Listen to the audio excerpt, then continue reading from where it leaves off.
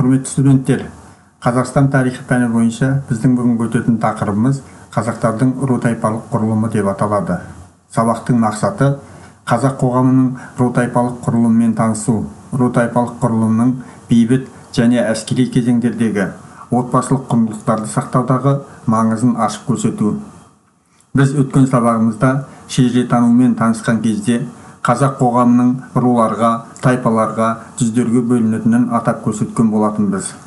Әр рудың өзінің маусымдық көшіп қонатын жерлері, олардың ата жұрты саналатынына тоқталдық.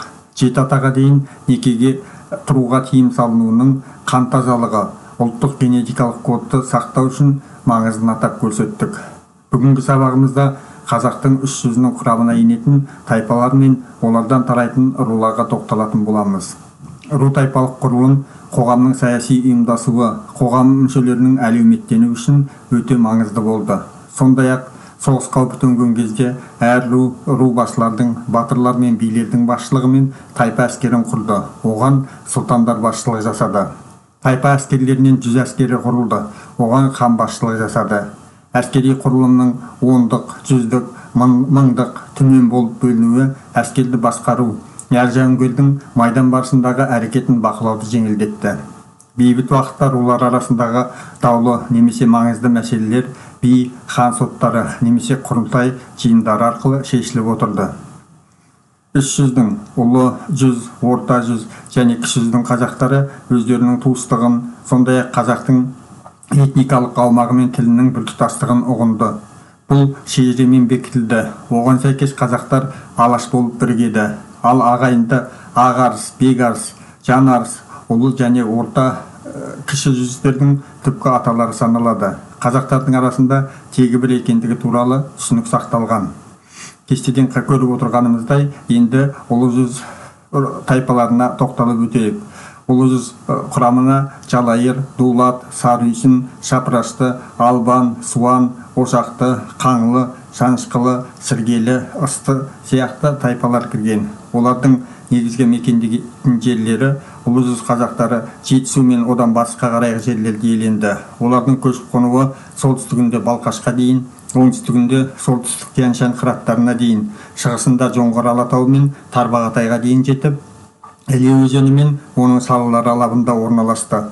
Ұлы жүздің қысқы жайылымдары жазықта, жазғы жайылымдары Алатау тауларында болды. Жалайыр тайпасының ертедегі моңғол әскерінің атақты әскербасылары шыққан. Кейін жалайырлар ұлы жүздің үлкен руларының біріне айналды. Ұлы жүздің аса ірі тайпасы Дулат.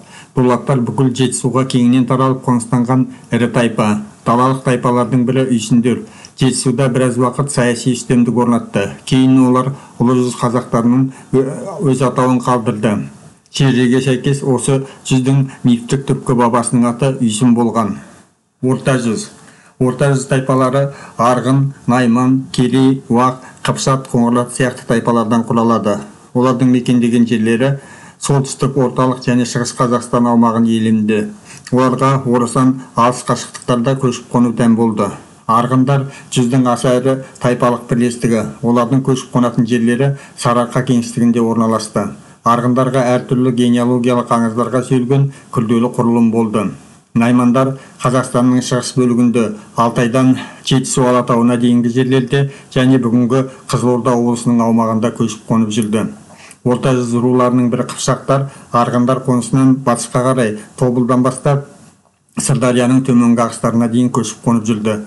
Қазақ қыпшақтары орта ғасырлық қыпшақтардың тікелей ұрпақтары болып табылады. Солтүстік және солтүстік шығыс Қазақстанда керейлер көшіп қонып жүрді. Олар керейттер ұрпақтары болуы мүмкін, алайда жергілікті ру болуы да мүмкін деген болжамдар бар. Керей этнонимі басқа да қазақ тайпаларының құрамында кездеседі. Керейлерге туыстас уақтар Қазақстанның солтүстігінде Торғайдан Алтайға дейінгі аралықта көшіп қонды. Орта жүз аумағының оңтүстік бөлігін ірі ру Қоңырат иеленді. Қоңырат атауы орта ғасырлық жазба деректерде өте жиі аталады.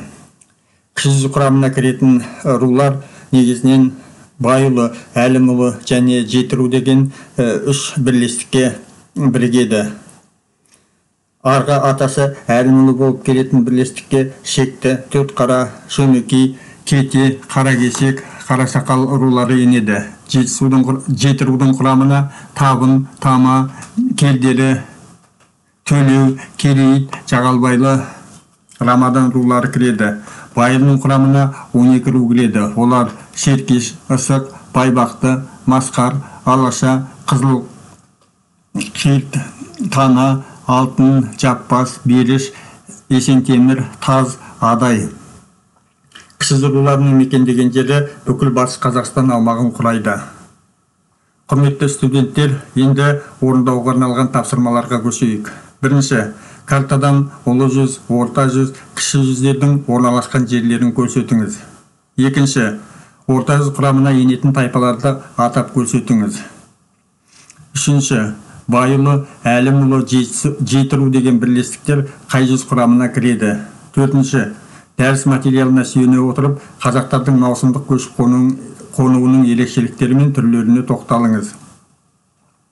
Бүгінгі сабағымызды қорытындылайтын болсақ, қазақтардың ру тайпалық жүйесі маңызды рөл атқарды. Өйткені ол қазақтардың этнос-ретінде ұйымдасуы мен бірлесе өмір сүру тәртібін реттеді. Осылайша даладағы тәртіппен қазақ мемлекеттігінің өмір сүруіне мүмкіндік жасалды.